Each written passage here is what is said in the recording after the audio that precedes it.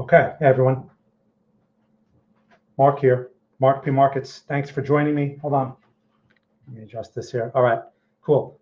Mark here. Thanks for joining me for another Bitcoin analysis session here. I am simulcasting on YouTube and on TradingView. Okay, let me just pull this off over here and, oh, wrong screen. Let me just get my TradingView people up over here. Just a second. All right, cool. So, all right, so real quick, if you're new to the stream, welcome. Let me just explain how this works in case you don't know. First, I'm going to run through the economic calendar for the week, which is something that you should always do every Monday to make sure that you're aware of any events that can cause dramatic movements. Number two, I'm going to go through the Bitcoin analysis here. We're going to talk about what's going on with the chart and how to formulate reasonable expectations based on this type of price action, because I know it's got everyone's attention. We'll talk about that. And then number three, I'm going to go through your questions about stocks or altcoins. So if you'd like to see a stock or an altcoin, now would be a good time to put the symbol in the channel. All right. If it's an altcoin, please make sure to put USD or USDT after the symbol so I get it correct. And if you're watching me on TradingView and you can't see me, just make sure to refresh the browser. That usually solves the problem. Also, if you'd like to share what city or what country you are from, that's always a fun fact.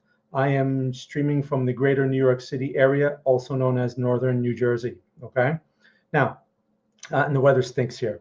Anyway, but I never have anything good to say about it. So let's now get into actually the economic calendar. But before I do that, just a couple of announcements. On Wednesdays, I usually stream. I'm no longer streaming on Wednesdays right now. Okay, the Wednesday market open, because I need to put that time into my auto setup situation and a few other things I need to get done because I'm a one-man show.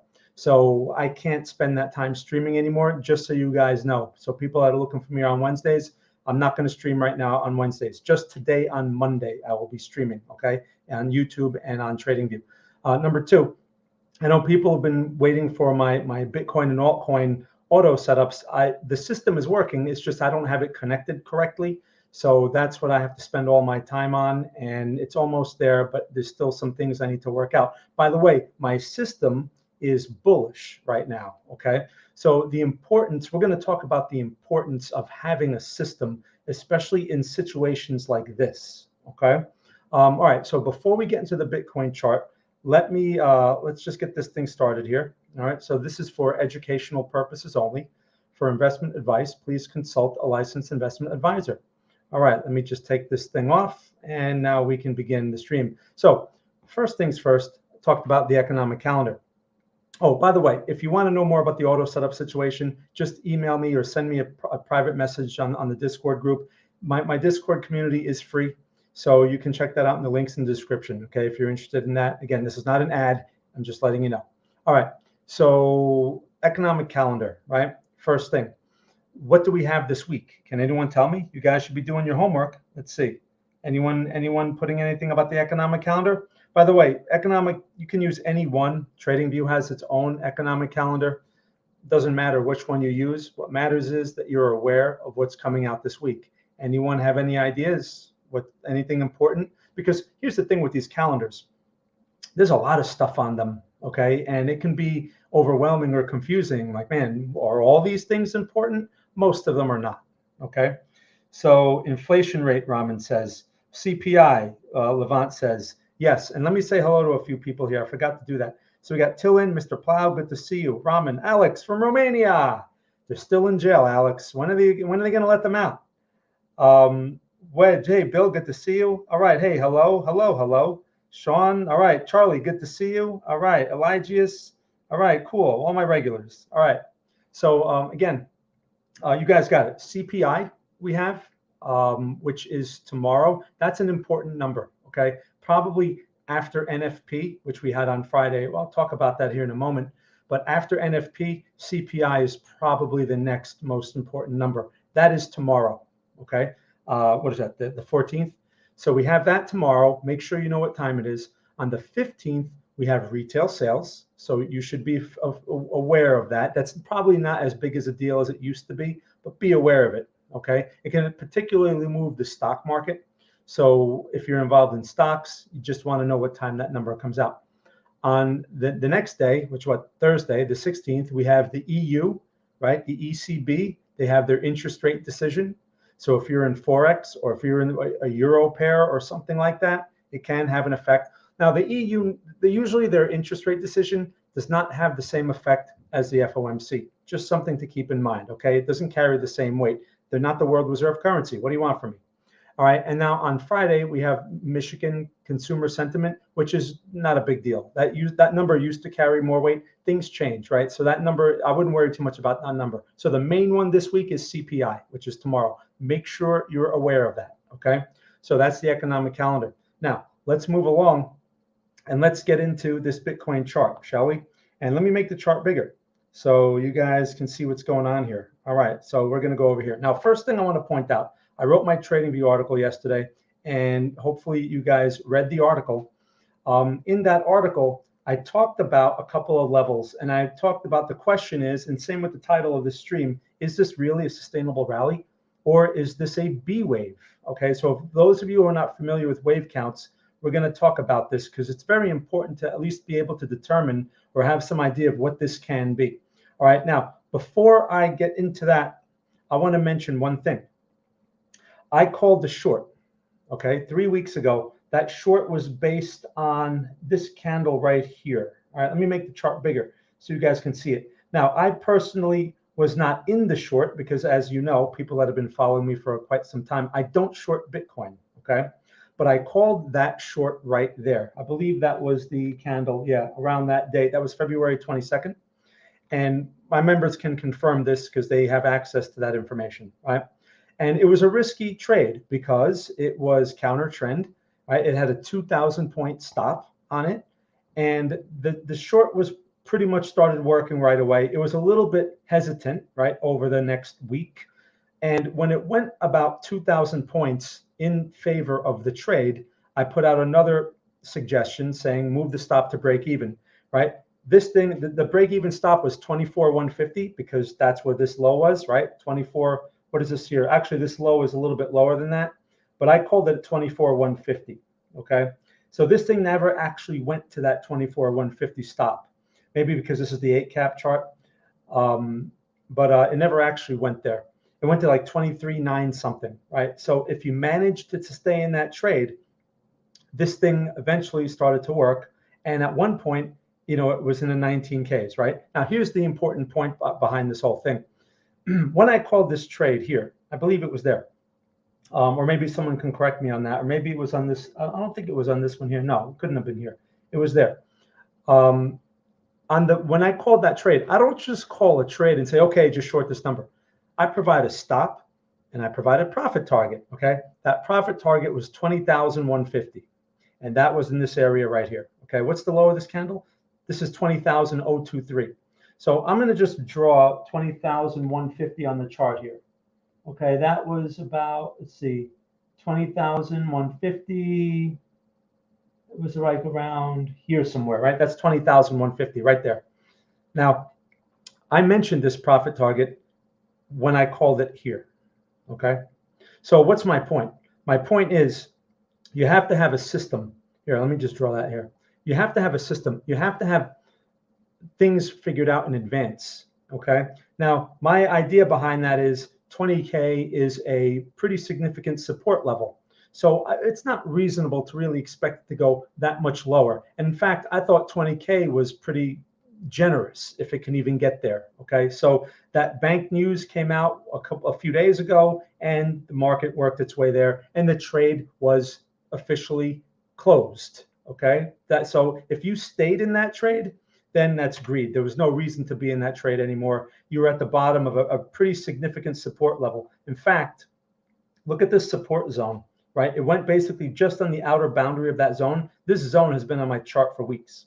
It went to the outer boundary of that zone and turned right around. Now, it looks all nice and interesting on a chart because we can see, oh, wow, yeah. But at the time, right, it looked like this. And there's no way to know that this thing is going to do this. Now, of course, this is all news driven, right? So the trade was exited, or should have been exited, at 20,150. If you managed to capture that, that was a 4,000 point trade. All right. And at the point that you captured that 4,000 points, it was actually risk-free because the stop had been moved or suggested to be moved to break even. That is called having a system. If you have a system, you're able to avoid this, because if you stayed in this trade as a result of greed or as a result of an opinion, which usually was what keeps you in, this trade is now would be stopped out. Okay. This went beyond that break-even point in just a couple of days, which is hard to believe. I mean, this thing's up 13%, right? Or 14% or whatever it is, which is ridiculous, but it is what it is. So let's talk about that. So at this point, could you have taken this long? It was an aggressive long. My system actually wasn't looking at this thing as a long until it started breaking this area here. Now my momentum system is now long. It's bullish, which means I'm looking for pullbacks. But let's talk about what I mentioned in the article, and let's talk about that 24K level. So we took out the 24K level, which basically tells us that the momentum, the short-term momentum, is now bullish again. Okay. Now that's all good, but you can't just look at a system blindly. You have to have a system to basically structure your decisions, but at the same time, you have to be able to see context. That's a very important component, and that is only something you can do. A system or a bunch of lines on a chart can't account for context. All right, so let's consider this in the context of the macroeconomic environment. So we have this move as a result of news. So what was the news? Well, first, we had that bank fail, right? Silicon Valley Bank, whatever. And that's what basically got this drama going right here. And then what? The US government comes out and says, we're going to bail them out. What else is new? Talk about inflation, right? Man, it's good to be a bank that fails. Anyway, so now we got this as a result.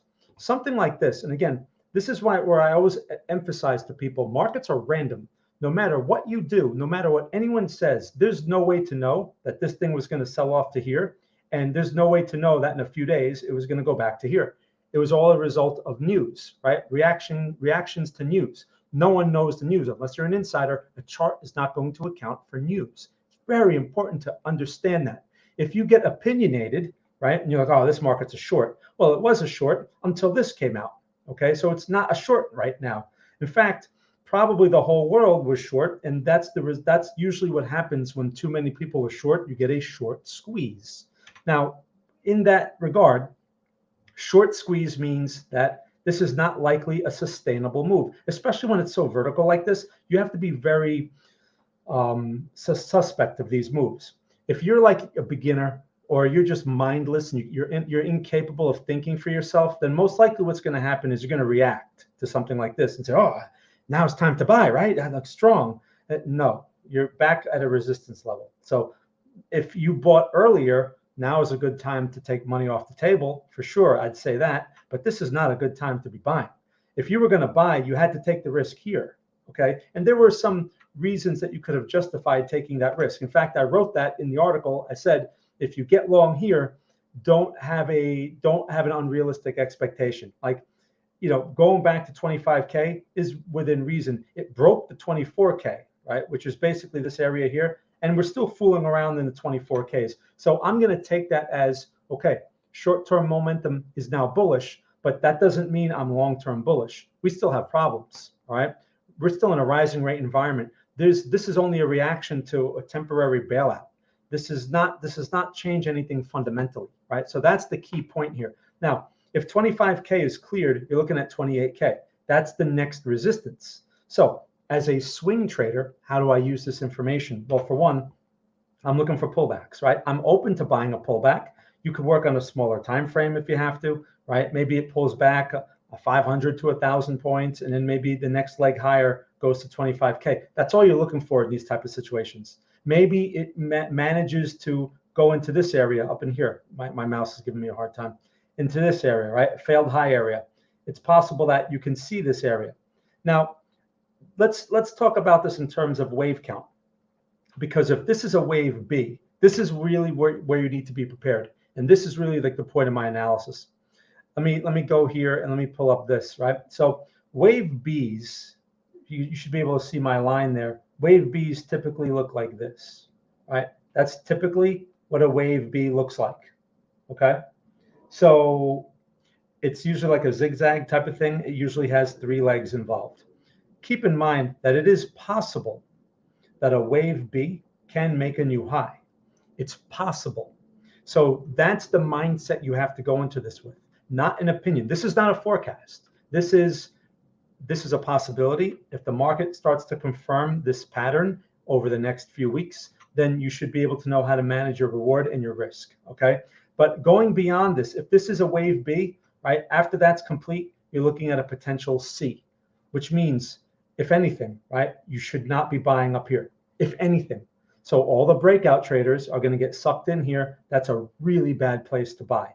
Sure, there's a small chance that this thing can work its way to 28K, but if it's going to go there, it's not likely to go in a straight line. Does that make sense? So that wave B scenario is what I'm looking for, because, again, I don't get married to these wave counts. You use them as a general roadmap. You see, people like to use that analogy, roadmap. It's not a great analogy because, a roadmap doesn't change. Wave counts do.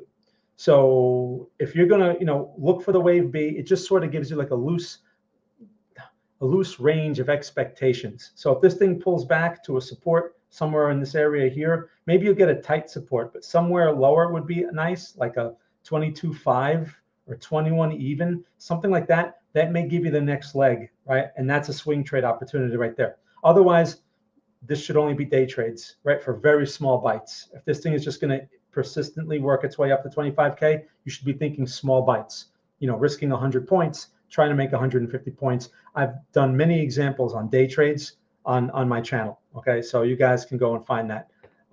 Anyway, so does that make sense to you guys? Okay, let me see what's going on here on TradingView. Okay, cool. Okay, cool. All right, let me just refresh that. And all right, so again, TradingView people. All right, cool. Hey, Charlie, you're all over the place. So if you have questions, now is a good time to put them over on TradingView. So again, you guys clear on the Bitcoin analysis? Again, I don't want to confuse people. You have to be able to look at this from both sides. And the key thing is you cannot react to a move like this. So yes, this is a bullish move. My system, the system that's actually going to be calling the auto setups for this asset class, is long right now. It's bullish. So that means, I would be looking for longs. And you just want to look at longs at support levels, not just any long. And you don't want to be looking on 5-minute charts, unless, of course, you're looking for specific types of day trades. Okay, so before you do anything else, you have to decide how you want to go about playing this move, realizing, keeping in mind where you are in the location. This is not a good location for longs in general. So I will not call any swing trade longs at this level. I don't care how strong this thing looks. This is all old news. Okay, and it's a B wave. It's just a short squeeze. In my opinion, this is not sustainable, and a pullback is very likely. I'd rather look for the pullback and see how that goes, okay? And the other thing is, this may be a broad consolidation. Wave twos, if this is a wave two, which we talked about, right? This could be, as far as the wave counts, right? This can be this is the A wave. It's got 3 legs in it, right? Because A waves can be 3 legs. This is A, B, C, okay? This can be the B, which is typical of a B. And you can get a C very similar to this A wave, okay? It doesn't have to be a 5-wave structure. And the C wave doesn't necessarily have to make a new low. So what does that give us? That gives us a consolidation, if that's what we get inside of this rectangle. Does that make sense? So that's a possibility. If you're thinking short, which, it's not unreasonable if we're range bound, if this should be an area to consider swing trade shorts, right? Playing the range, but you just have to be very careful with that in case this thing does break out. If it breaks out, you don't want to hold on to that short because this thing can run to 28K. You want to account for that, okay? That's at risk if you're on the short side. So please keep that in mind. I'm open to the short idea, especially if we get the failed high as a swing trade, okay? I'm open to the idea, but it's counter trend, all right? And it's going to be going against my system. It's counter trend. So counter trend trades, they can pay off, like this one was counter trend, but they're also riskier because you're going against the momentum. Only you can decide if you want to take such a trade or not. Sometimes they work, many times they don't work, okay? So you have to be prepared for that, and you have to be prepared to take the smallest loss possible, okay? Does that make sense? Okay, cool. So I think I've been talking enough about this. Hopefully you guys are clear. Let me know if you have any questions. about this Bitcoin situation. And many altcoins are probably going to look similar. I'm sure I'm going to see questions about that, and we're going to take a look. By the way, if you like my content and you like this, please do me a favor. Press the like button, press the boost button over there on TradingView, subscribe to the channel, and it's very helpful for me. I'm going to be, again, producing more content. I have to get my auto setup system working first. I have to get it producing the information into the channel, which has been giving me a hard time. But once I get that done, the first video I'm planning to make is an instructional video on how to use the auto setups, right? Because people are like, what the hell's an auto setup? We're going to get into that. Don't worry. But that's the point of that video, right? So that's where I'm going with that stuff. And you guys will have plenty of instruction on how to utilize that information. And there will be a free version of that available as well. That's going to come soon. It's going to take me some time. Anyway, so press the like, subscribe, all that stuff. It's helpful. All right. So now let's get to your questions. By the way, thank you again. Thanks in advance for that. Okay, people that show their support. Let's move along here and let's start getting into the questions. So I see some action here on TradingView. Let me just move this over so I can read what you guys. Hopefully, you guys aren't spamming me. By the way, the biggest critics I notice are people that usually trying to do their own. They're fake gurus usually. It's funny that they're the biggest critics. Okay, let's see. Oh, cool. All right, Charlie. Due to signature bank closing, would that be a negative effect? Okay, towards Bitcoin. Okay, good question, prosperity traders. Good question. So in general, it should be a negative. Okay, but again, what happened was what the U.S. government came out. Or who else? Well, who else would bail out? Who else would do that? Right? Only the U.S. government would do something that dumb. Anyway, that's inflation, by the way. So yes, it's generally negative, which means you have to wonder what else is going on and who else is in trouble, right? Who else is going to come out in the next few weeks and say we're out of business too? Are we going to bail everyone out? Are we in one of those situations again? So in general, it is negative news. But when you have something that positive that comes out, that especially when it's unexpected, you have to understand the negative news invited in all these shorts. Meanwhile, my order to cover was right in that area, right? While everyone else all the breakout traders are going short on this breakout. And that's the absolute worst place to go short, as you can see. And that is what leads to this, right? Such a dramatic move. So yeah, it is negative.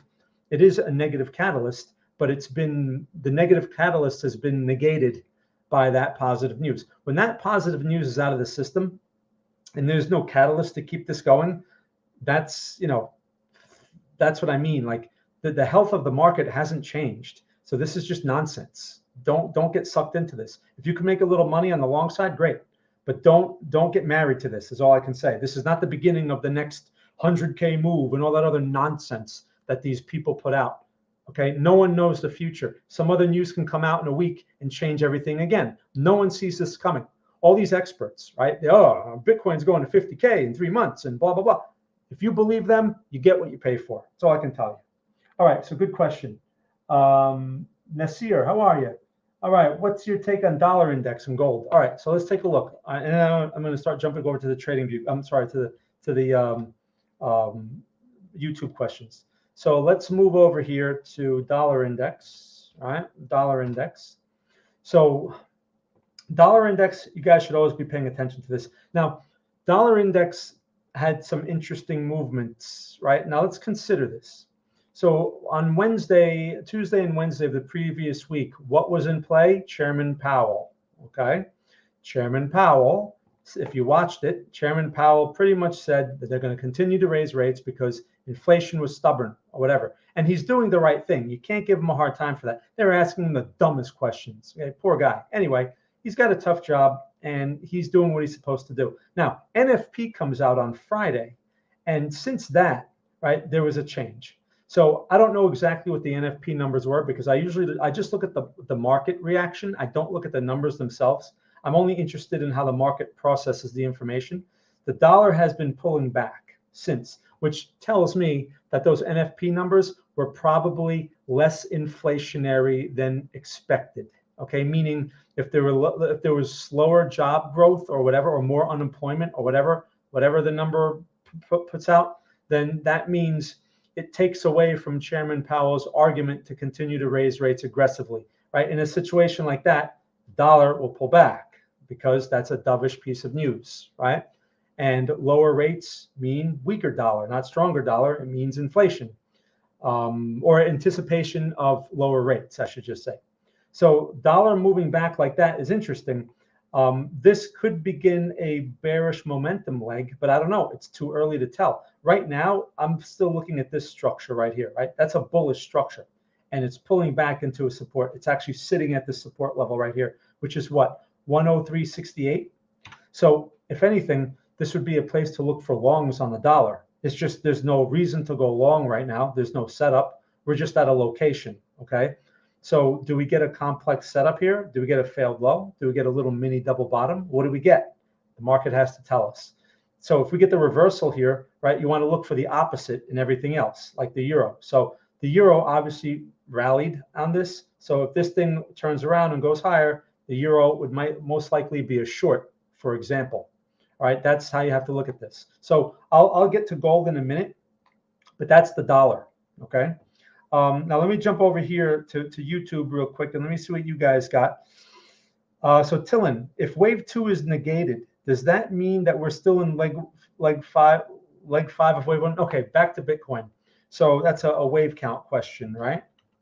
So here's the thing: if wave 2 is not necessarily negated, and is this a wave 5? Well, this is tricky. So if this is the wave count right here, right, that's the wave count I'm going by. That's waves 1 to 5, and that's a broader wave 1. If that's the case, we're not in. This is not a, this could maybe you're saying that this could have been, that's all we get for wave 2, and this could be the beginning of a bigger 3. That's all the chart would suggest that, but the environment does not suggest that. I don't think this thing is going to run to 100,000 simply because we get a government bailout. Okay, so you have to look at it in light of the economic environment, not just the wave count. So yeah, in theory, yeah, if this thing gets negated, it wouldn't be a wave 5. It would be a wave 1 of 3. This would be a wave 1 of 3 if this wave 2 area is cleared, but it's not cleared yet. Even if it clears it by a little bit, that's not really going to mean anything, right? I suspect we're just going to be in a range bound situation. And the reason why I'm confident with that idea is, again, because of the macroeconomic environment.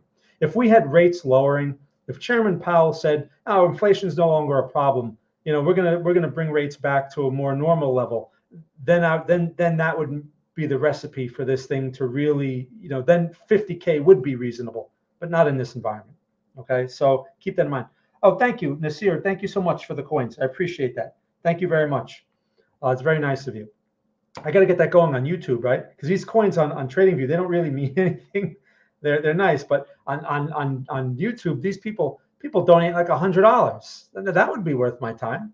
Anyway, okay, thank you. I appreciate that. All right, so let me move on to the next question. I hope that answered your question, Tillin. Good question. All right, what happened to ZN1? Good question, Mr. Plow. ZN1, I noticed this was NFP, okay? So this is very interesting. This caught my attention for sure, and it should catch yours as well. So we had that NFP situation, right? So this was what? Today's Monday. This is Monday's candle. So this was Friday's candle, right? This one over here. And then we had, this is the Chairman Powell action over here, right? So obviously the bond market is pricing in a dovish future. That's what this is. And I guess NFP confirmed it. And that's why we have this move. This is very interesting. So this means the rates have come off very quickly, right? We were at whatever. Now, the target rate is supposed to be 6.5% or something like that. But this is saying something else. This is saying he's going to have to make adjustments sooner, maybe because maybe the dovish NFP number. I don't know. But this is certainly something you have to pay attention to, okay? We can argue about all this economic fundamental blah, blah, blah, but we can't argue about what the bonds are doing. All right, and the bonds usually know the future. Okay, the bonds usually price in the future pretty well. So if this is true, what's going on here, then what this is pointing to is a possible bottom of the stock market in the next few months. That's what this is saying. If this can continue this way, okay, of course, rates would have to, we'd have to see this thing pushing up here. If we have a rally in the bond market and that rally is sustainable, It takes time. It's not a one-to-one thing. So I'm glad you bring this up because this is a very important chart for the macro picture. But at this point, while it's interesting, it's still not out of this range. Okay, it's still not out of the range, although it looks promising. We can't jump to any conclusions on this. Does that make sense? So here's the thing. If it continues and it breaks out of this range and just keeps going, it won't go at this rate. That's unrealistic. But if it pulls back, works its way higher, pulls back. In fact, you know what? I'll draw a little picture. If it looks like this, right? Pulls back a little bit, right? Pulls back. And then it works its way higher, right? And then pulls back again. And then it does something like this. If we see that over the next few months or whatever, or few weeks, probably months with this market, then that would be a sign that rates are coming off for whatever reason, right? The bond market, for whatever reason, is pricing that in. No matter what Powell says, the bonds see something else. And that means that the stock market, the bearish potential of the stock market begins to shrink. Does that make sense? Because if rates are coming off, that's going to lead to cheaper money. And cheaper money, as we know, finds its way into the stock market, okay, particularly speculative instruments. So that could be the beginning of that. It's just too early to tell, but it's certainly an interesting chart to keep an eye on. Does that make sense? So not going to make any judgments. We could still be in a range. And if I see, if in the other scenario is till in a few weeks, I'm sorry, Mr. Plow, in a few weeks, if we see this thing pull all the way back to the lows, then nothing has changed. Okay, so that's what you have to keep in mind here. That's really what should determine or shape your expectations, not opinions. I don't care what experts say. You can't argue with the bond market. All right, so the bond market is really what should shape your opinions. This is what shapes, if you want to call them opinions, this is what shapes my perspective and my outlook is this. So if this continues a certain way, I adjust to what this wants me to adjust to. That's it. Okay, so good question there. And everyone should always be paying attention to the bond market. All the fools and all the frauds, they don't pay attention to this stuff. All right. Okay, Raman from Iran, good to see you. Student of mine, of course. Nice to see you as always. Alex, okay. My guess is that the bank's Fed will stop raising rates, but they're just trying to guess what the Fed will do. Well, that's true. But there was something about a bailout or something. So I don't know if that was true. Again, you can't trust news that you read on the internet. But anyway, so that's true. Maybe that's what the market's pricing in. I don't know. But whatever it's pricing in, that's why, like, instead of getting all wrapped up in news and drama, pay attention to structure and levels, because that's really where the reality is, structure and levels. Because I pay attention to structure and levels, I was able to call that short and have an exit right before this ridiculous rally. So if anyone followed those orders, they should have been out before this. If they instead had an opinion, they're stuck in this, right? That's what opinions do to you. Okay, so let's move along. Sean, dollar, high or low on daily? Want to unload some miners. Okay. So Sean, let's take a look. Now we looked at the dollar index, right? And the same guy that asked me about the dollar index was also asking about gold. Now, does this look pretty similar to the bond market, right? I mean, this is a very interesting move. Again, pricing in weaker dollar. This is just inverse of the dollar. That's really all this is. So here's the thing, Sean, this is a higher low. Okay, you are correct about that. Let's zoom out on gold and let's take a look at the bigger picture. Let's go to the weekly. So gold, look at this, right? We can actually count some waves here on the weekly. This is a 1 and a 2 here. This is a typical 3 right here, right? This is a 4, typical 4, nowhere overlapping 1, and this is a 5. That's interesting, all right? So you have an impulse structure inside of here on the weekly gold, and 5 can work its way back up to this resistance area. So if you're looking to unload miners, at this point, there's no sell signal, right? You're just getting into a resistance area. So I would say, give it a chance. You have the higher low, let it go for the higher high. Theoretically, that's what it should do. But once you start pushing into this resistance zone, that's really where you want to start locking in profits, okay? Taking something off the table.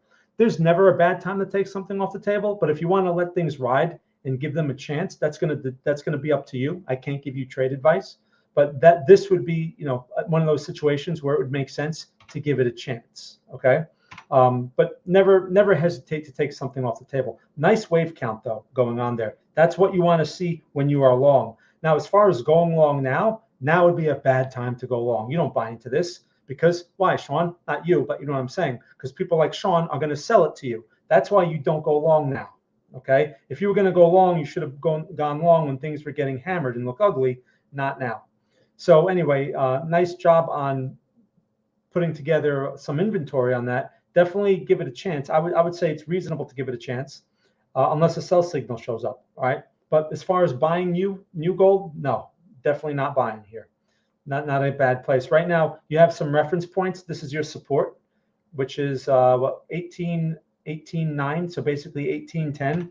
So as long as price can stay above that support, you're looking at a consolidation possibly. That would be your next place to go long, around that 1800 area, if you were looking to put on longs in gold. Otherwise, leave it alone for those of you that are not in it. Okay, you have to be in these type of moves. You can't react to these. You need to be in before it looks like this. Okay, you need to figure out how to get in before this, not when it looks safe, because now it looks safe. And who's buying this now? All the blind sheep, the mindless sheep who are incapable of making their own decisions. They're buying it now because it looks safe, right? Captain Obvious told them it's safe, and now Sean sells it to them. Okay, so that's how it works. All right, good question, Sean. Let me move on to the other chat here. Let me see what you guys are saying. All right, so okay, so I covered dollar and gold. Hey, Amy, would you love to know your take on the bank collapse and how it might? Okay, so, well, first of all, obviously, because of the bailout aspect of it, we're seeing positive moves all over the place. I mean, look at the stock market. Okay, we looked at the dollar pulling back, right? Because it's inflation. Look at the stock market. The stock market's trying to come off on this, right? The stock market was looking horrible just a few days ago. Look at this reversal, right? Off of a support level, failed low support level, of course, which were where a reversal was likely.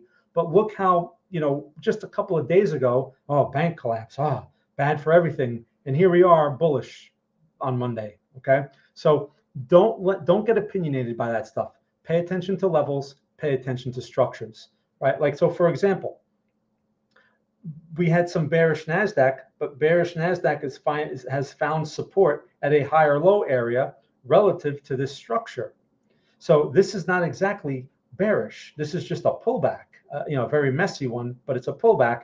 And this is actually a place for longs. In fact, my auto trade people, I saw a couple of longs. This thing called a couple of longs on Friday, right? Well, the market looked horrible and it called a couple of longs. I forget the exact symbols that it called longs in, but the system has been calling shorts the entire week. And on Monday, there were like 2 longs in there, right? So there's a very interesting use for that. If the market's generally bearish and this thing is locating long setups, that's relative strength. So as soon as the market turns around, it was calling that before the market was a long. That's very valuable information. All right, if you know how to use that. Again, I'll go over that in my instructional video, which will be available to everyone once I produce it. Okay, so anyway, good question. You don't think it's going straight line? I'm in profit, BTC long. I don't want to be. I think I'll exit. Okay, no, straight line, Charlie, no straight lines, man. Okay, markets don't move in straight lines. Straight lines are temporary. It's a short squeeze. So short squeezes are dramatic. They're dramatic because a lot of people are caught on the wrong side. That's why this is so dramatic. That's typically the reason. So it will continue until it reaches some point, right? And then it's going to turn, most likely. Let me show you what happens when things go in a straight line. Let me show you NEO, okay? This was, look at NEO. NEO was also a straight line just a few weeks ago, right? And everyone, NEO is the next blah, blah, blah, blah, blah, right? Nonsense. Incapable people who just, again, they can't think for themselves. This is where a straight line goes, Charlie. That's where a straight line goes, okay? So that's why I say nothing moves in a straight line. You try to hold it for as long as you can, but at some point it's going to give you a hard time. So it's wise to take some profits along the way. If you could lock in profits along the way, all right, lock in a portion of your position. So you're locking in at good levels. And then maybe you raise your stop and you give this thing a chance, which means you open up the upside. You give it a chance to move as far as it can go. At some point, it's going to turn and then it's going to stop you out. Okay, you're never going to get the top. The only way you can get the top is by gambling for the top, meaning you just put some random level higher and maybe it gets there or maybe it doesn't, right? It's a total gamble. So good question. All right, Samir, if you don't have a long, at what price do you, okay, see what I mean? Everyone wants to be long now. Today's move, do you think this is similar move? No, no, no. Okay, no. Good question, but no. Like I said, it's a short squeeze. This is only driven by news and too many shorts. That's all it is. Chances are, again, I don't know the future, and I don't pretend to know the future, and no oscillator or other kind of gimmick is going to tell me the future. I do look at the macroeconomic environment, and that environment is not exactly changed just yet. The bonds may be in the process of changing. All right, but either way, no matter what, if the economic environment is going to get friendlier, which can happen, I still don't want to buy Bitcoin at the highs. Okay, relax, control yourself. Okay, don't react to these information. Don't react to things like this. The reason why everyone loses is because they're incapable of controlling their behavior. You have to control yourself. So you say, okay, well, it's bad to buy vertical lines, right? Yes, it is. So what to do? Wait for supports. Okay, you have to wait. Waiting sucks, but it's better to do than buying up at a resistance level where everyone is going to sell it to you. Control yourself. It may not get to the support that you want, so you have to adjust at some point. But the first support on this thing is around 22.5. Okay, this is the first support area right here. I'm going to draw a rectangle there. Okay, this is the first support area, right in this area. Does that make sense to you? So, again, it's like right in the right here. So you want to see a pullback into that area. But just keep in mind, this thing, like I said before, may work its way up to here. And at that point, you may lose your patience. Say, I can't take it anymore. This guy said it was going to pull back. This thing's going straight to 50K. I got to buy it. I'm going to buy it. And you buy the exact top. Okay. And then it pulls back. I should have waited. Okay. Imagine all these people here that bought here. They bought this on that breakout. And some big name people said it was going to 100K. I'm long because, they said so. And it went to 19K. Oh, and they banged it. Oh, this thing sucks. I'm getting out. And they bang it out right at the bottom. Okay. Don't want to be in that. The way to avoid that situation is by controlling yourself, not reacting. Does that make sense? So wait for support 22K. All right. That's the area. Basically, something like that would be ideal. The market may not deliver that. If it delivers another level, we have to adjust. I mean, that's what I do. All right, I don't have opinions. I don't get married to wave counts. I always keep a very open mind. Okay, let's move on here. Okay, cool. So, Alex, I don't understand how could SVB park 60% of their funds in 1% bonds and then keep them when Powell announced rising. Yeah, I don't understand, Alex. But I suspect that in these type of situations, because of course we don't know all the details. I suspect there are a lot of politics involved and a lot of handshaking involved. You understand? So some of their decisions may be hard to understand if you don't look at them from a political aspect. And again, we don't know the political aspect, but my thing is, why would other businesses fail all the time? Why do these businesses get bailed out? How come why are they special? And other businesses are just allowed to fail. What's up with that? But that's definitely inflation, a form of inflation, and probably why the dollar, that's certainly not going to help the dollar argument out. And it's going to make Chairman Powell's job even harder because, in my opinion, he's going to have to stay on top of rates. He can't lower them. But, I don't know. If he lowers them, we're going to be the next Argentina. I mean, we're going to be the next Venezuela. That's what we're looking at if he continues on that route. If he starts lowering them and he makes everyone happy. But he seems to be pretty responsible. So I don't know. It's hard to say. Okay. Hey, all right, from Sydney, Australia. All right, welcome, mate. Hello, mate. It's my Australian accent. By the way, speaking of Australia, on Wednesday I'm going to be on the Trading Battle. It's a YouTube channel. They're going to be featuring me on there. Me and Nick Trader, guys, Forex people. You should know who he is. He's pretty popular in the Forex space, and we're going to be debating about prop firms. Okay, so you guys can check that out. Nima, is USD considered a safe asset to hold for a recession? Well, it is the world reserve currency, but I mean, nothing is safe. There's no such thing as a safe asset.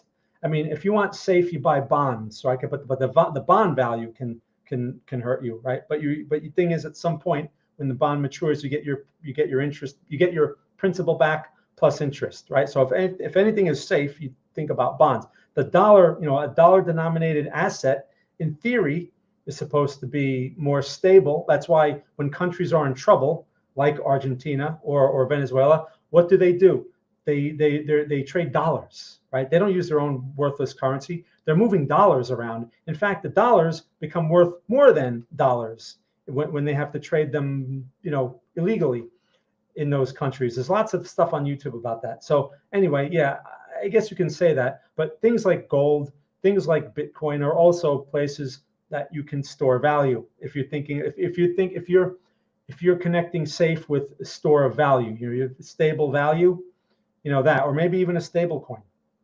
Okay. But don't ever use that word safe. There's no such thing as safe. Really, there really isn't.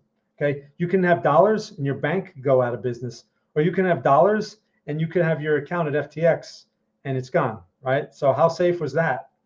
All right, Levant. Okay, cool. All right. So let's move along. Let me see what else we got here. So let me jump over to the other chat. I appreciate all the questions, everyone. Okay. Let's see. It's not about what Mark means. He's just playing the odds. You could move. Oh, that's Alex. Okay. It's not NFP because several banks got bank run. Okay. It's all started on Twitter Thursday when some hedge funds got into and started asking for their money from SVB, which started to sell a lot of 1% bonds. That's interesting, because I wasn't following. I never follow these dramas. So thank you for pointing that out, Alex. The only drama I follow is the Romanian one. But anyway, hi. Sorry I missed the first part. Okay, no problem. Hey, Milad, how are you? I've been meaning to get in touch with you. One of these days we're going to get together. Call Mayor Mike and tell him he's going to have to he's going to have to pay that bill. But I definitely haven't forgotten about you. Just give me a little more time. I definitely want to come into the city and spend some time with you. So thanks for stopping by. It's good to see you. Okay, there are several U.S. banks that look like. Okay, thanks. Yeah, thanks, Alex. It's a strange situation. That's why you can't treat this Bitcoin thing as something good. It's not a good thing. It's just a short squeeze. Short squeezes are not. They're not a sign of health. They're not a sign of good internal health. Okay, a short squeeze. So keep that in mind. A short squeeze of this nature. I opened Solana long position on Saturday night at an entry price of $17.94. Sure. Okay. So Milad, that was a good choice. I mean, you took advantage of this drama. I mean, so $17.94. Let's take a look. Where is that? 16 even is this low over here. So you got this thing around 18, right? So that's around here. Okay. So not a horrible area. I see what you went for there. Coming off the low, it's a failed low. And basically this is just following Bitcoin, right? Bitcoin has a similar situation. It rallied hard off of an area where a failed low was likely to develop. So like, if anything, what that information, how that helps us is, if anything, people should have known not to be short here. If that's like the main takeaway from something like that. So anyway, you were wrong. All right. So nice job. So as far as this goes, look, whatever happens here is really going to be a function of Bitcoin. So if Bitcoin continues, and I don't see a sell signal on that Bitcoin chart, it's okay to let this thing ride. You locked in some profit. Okay, good job.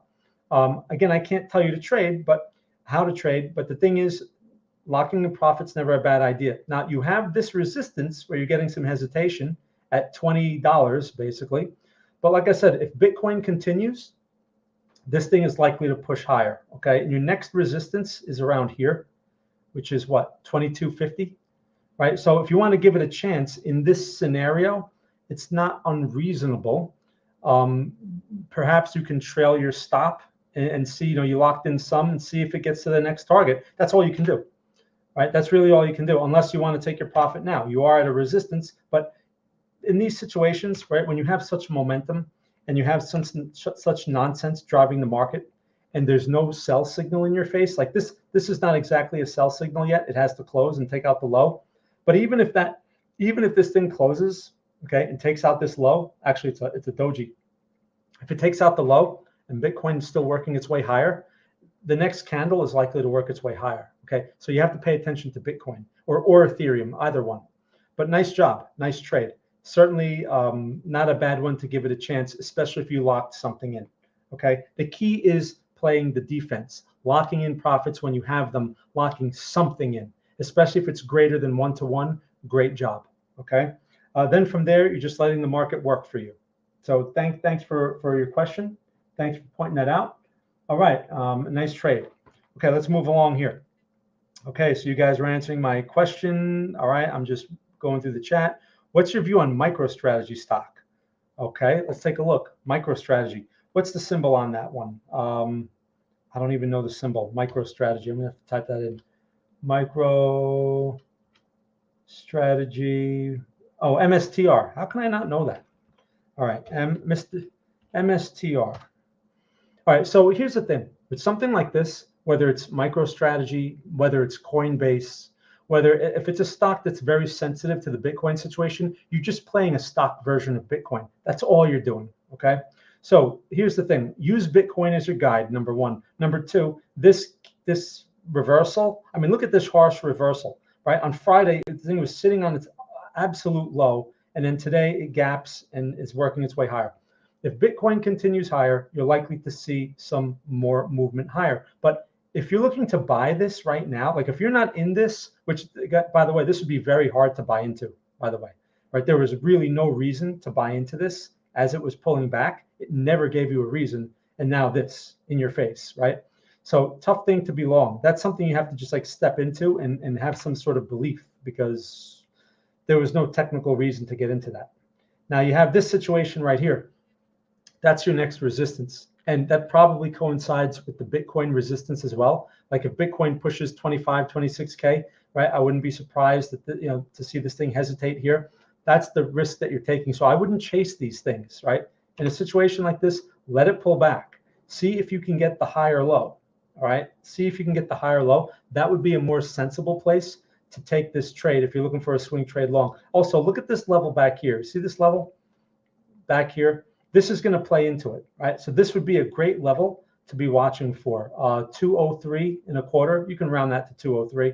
So the 203 level, this thing right now is at 222. So a 20-point pullback, right, which is not completely unreasonable for this thing, that would be the place to be considering swing trade longs, not now. Right now, you're chasing it, just like everyone else, right? Don't react, like I said before. Good question on MicroStrategy. Thank you for asking. Let's move along here. Next question. Okay, so if I remember correctly, Bitcoin was created because, well, yeah, that's part of the reason, right? Bitcoin was created initially to take power away from the central banks, so that they couldn't just keep inflating your currency and all that other stuff and put the value of your money. The individual can now protect their money, right? So if you're in some country that their money is going to zero, right? The value of their currency is going to zero. If you have access to the internet, you can buy Bitcoin and protect your money from, your currency going to zero, right? That was the initial thought. But I think the purpose of Bitcoin has evolved a lot since then. All right, can you take a look first at First Republic Bank? I was thinking about buying some shares with pocket money. First Republic Bank. Okay, what's the symbol on that? Let me type that in. First Republic Bank, FRC. Okay, let's take a look at that. FRC. Oh man. So let's take a look at the weekly. So this is all that new bank drama. Okay, bank drama. So how much is this thing right now? $31. Wow. And this thing was as high as 147. Someone certainly took a haircut in that one, man. So in these situations, right? This is a weekly chart. These situations they're unusual, and they're very risky, because usually when you have a situation like this, the momentum can continue, and that's what you have to be careful of. It hasn't been this low for years. I mean, look at this. So look at this. Wow, that's nuts, right? It hasn't been this low since 2013. It said it's 10-year low. It's pretty crazy. So if you're buying this thing now, it's an interesting chart, but it's a total gamble, right? Theoretically, this thing should bounce at least into this zone. Theoretically, that could be like what, 50 points? Something like that, 40 points. It's ridiculous, but that's what you're looking at. But the thing is, this thing also can continue its way lower. If these banks have health problems, you're playing a very risky game there. So if you're looking to gamble, then that's one thing. But as far as like an investment, man, these things, this would certainly need to stabilize. There's no stability here at the moment. So you're just playing an outright, chances are it'll bounce. Okay, so if you want to play that, it's aggressive. That's how I'd go about it. At this moment, there's no reason to buy this. Okay, you have a doji out in the middle of nowhere here. I think that's called an island reversal, but you need the high to get taken out. You need this candle to close, and you need the high to get taken out. That would be a buy signal at that point. So stepping in front of this is extremely aggressive. So keep that in mind. If you want to play that game and you can manage your risk, it's not a horrible idea. Again, I'm a contrarian, okay? But keep in mind, this thing can just keep making those lows because the momentum is on the bear side there. All right, does that make sense? Okay, so good question. All right, so thank you for bringing that up. All right, so I answered that question, Samir. Ryan from France, welcome. Do you think VIX is effectively and should, okay, so VIX, Ryan asks a question about the VIX. So the VIX is basically a sentiment tool, okay, measuring sentiment on the S&P. These are S&P options. So this is a tricky tool, all right? I'm not a big fan of it. Some people like to use this. You have to look at a weekly chart, and you have to look at, I mean, look at the levels. These things it's very relative. So some people say, well, you know, when it goes below 20, that means something. If it goes above 50, that means something. Okay, it can mean something, but I don't think this thing has the same relevance as it used to have. If you want to work with it as a sentiment tool, okay, cool. What you're looking for is extremes, though. Don't chase this thing and say, okay, you know, it's here, that means something, because it's just all relative. This is all just random noise at this point, right? So where this becomes meaningful is if it's here, like at an extreme low, or if it's here at an extreme high. That's really I think where it provides any sentiment value, because that's what this is. That's what this is, right? It's basically measuring the amount of puts being bought, right, in the S&P. So when lots of puts are being bought or whatever, right, you get a spike in these things. And when no puts are being bought, this thing pulls back. I believe that's the way this thing works. Again, I don't use this thing, but it's look for the extremes. Okay, that's how I would use this. I mean, because if you go back, I mean, look how much time it wasted. If you're sitting here with opinions and saying, whoa, you know, this thing's at 14, you know, that means the market's at its peak and blah, blah, blah. I mean, that can really throw you off if these levels change and start to form new relevant levels. Like, I mean, look, this thing found a new support at this level here, right? What level is this? Basically 20. So, and it wasn't going back to 14. So does that mean something? So you always have to adjust with that. All right, does that make sense? I'm not a big fan of it, but I don't think it's completely useless either. It can be helpful, but there are also other tools that you can use to get the same information. All right, so good question. Double bottom failed low on NSX, Alex says. Yes. So that's true. We looked at that. I looked at that before on the NASDAQ, right? You do have the failed low. Let's just make this chart bigger here. And this is the weekly, right? Let's go back to the daily chart. And I was observing that before, right? You do have the failed low. So that is a long signal on this thing. Once this candle closed, it is closed. So it's a doji, but that is what a failed low looks like. So if you're looking for longs, that's what you want. That's what the NASDAQ should look like, right? If you're looking for longs as the week plays out. Now, again, we talked about before, we have CPI tomorrow, right? We have retail sales the next day. Though there can be surprises there that change this price action. So please keep that in mind. Always keep an open mind. Don't get married to any of these opinions, okay? Just please keep that in mind. Looking for shorts, 30-minute and 5-minute looking decent. Okay, all right, so that's a 30-minute though. I'm not going that low on this thing for Bitcoin, okay? Seaboard, there's a lot of liquidity up to 28K. I think it goes there. Well, so I'm with you on that. As far as Bitcoin, I mean, look, 28K is the next resistance on Bitcoin. So I mean, if my chart would work here, if my mouse would work properly, 28K. This is not my 8 coin. This is not my. Let me go to my 8 cap chart. That's where I have it. My 8 cap chart, right? So 28K is up here, and it's within reason. I think that's within reason. If you go to a weekly chart on Bitcoin, I mean, look, this is 28K, right? This is 28K up here. So I think it's definitely possible that it can test it, but I think there's going to be a lot of trouble in here because it's going to be a failed high possible situation, and we're not exactly in a healthy economic environment. That's why I'm not sitting here like, full-fledged, yeah, this is a bull market, blah blah blah nonsense. I'm not buying that for a minute because we're not in a healthy environment yet. I don't see the healthy environment. Okay, so I've been, by the way, I've been very careful on um, my speculative portfolio. I haven't taken any trades in that thing because I've been waiting to see what the bond market does because I haven't seen the sign. We may now have the sign in the bond market to start justifying some positions in that thing, but I've been quiet for 3 months on that because of this lack of healthy economic environment. Right? There's no why take risk if there's no reason to. So anyway, good. Thanks for pointing that out. Okay. Okay. So I got what damn NAS, if you can. I think so. I think the NAS. What is damn NAS? All right. Since they require all the banks, can you please check Citigroup? All right. Let's take a look. Citigroup. So, oh man. So, all right. So bank drama, right? They're all getting hammered. Let's go to the weekly on Citigroup. So here's what's interesting about this. So the financial sector, I mean, Citigroup's a big one, right? So something like this, right? We have this thing is minus 7%, whatever. We have these banks looking horrendous. The NASDAQ holds up in this, right? We have a positive day. What does the S&P look like? SPX, USD, right? This is, banks are a heavier weight in the S&P, right? The S&P banking sector. And look, so all these banks getting hammered, S&P should be minus like 100 points or 200 points, right? S&P is minus 17 points.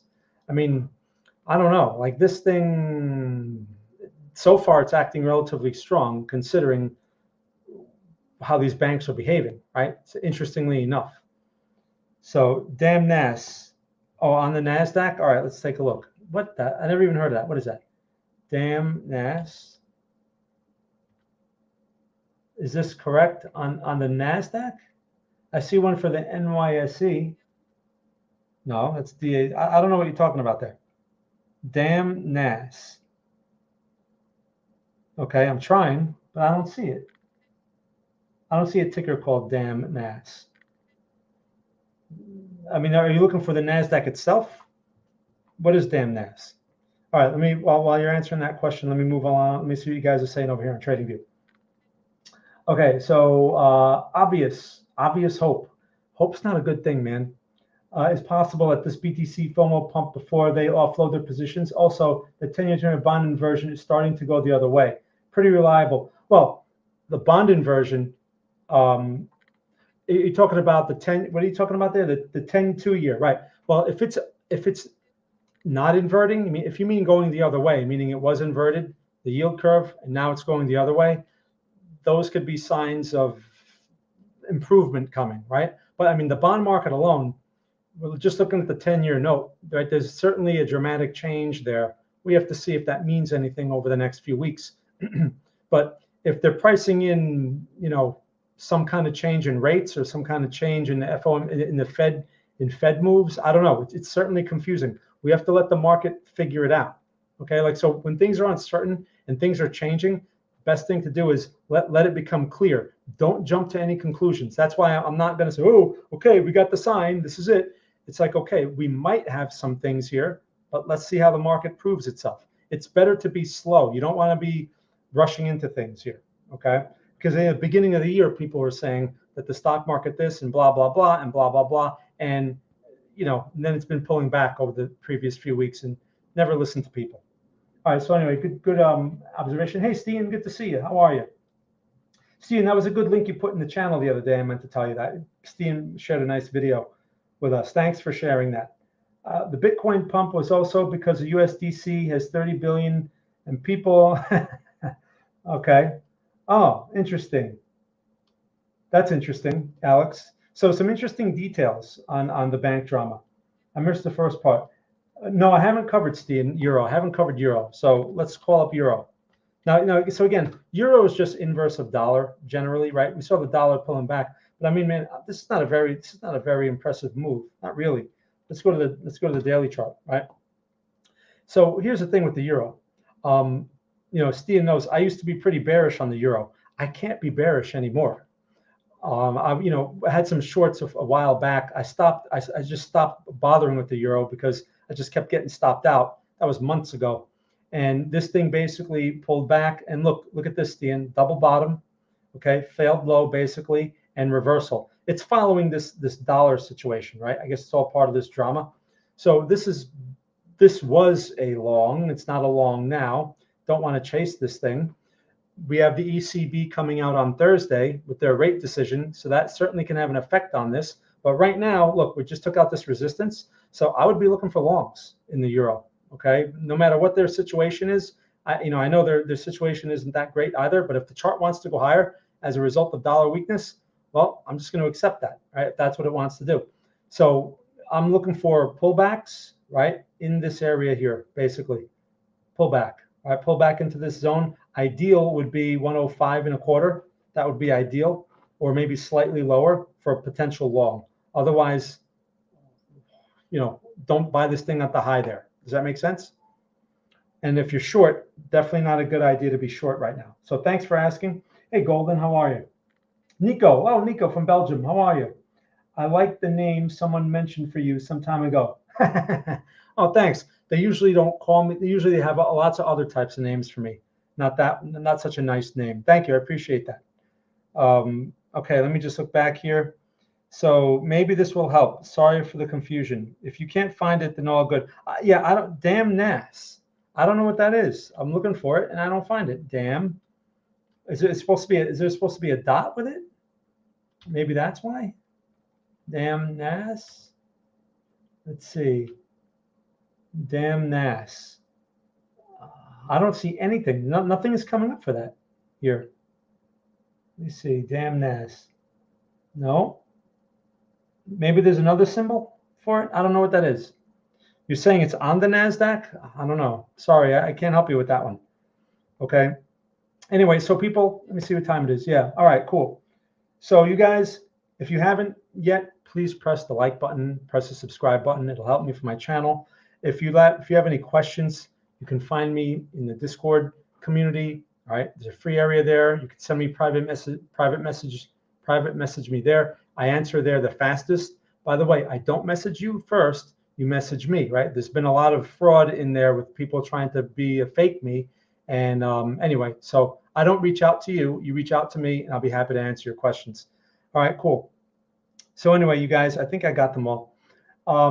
If you have any other questions, let me know. So let me just leave you guys with this. Back to Bitcoin again. Just don't get carried away. Don't have feelings about this.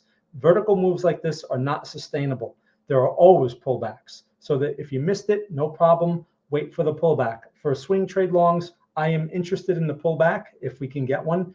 Otherwise, if we get a short setup, particularly at a specific level, I'm open to the short idea as well.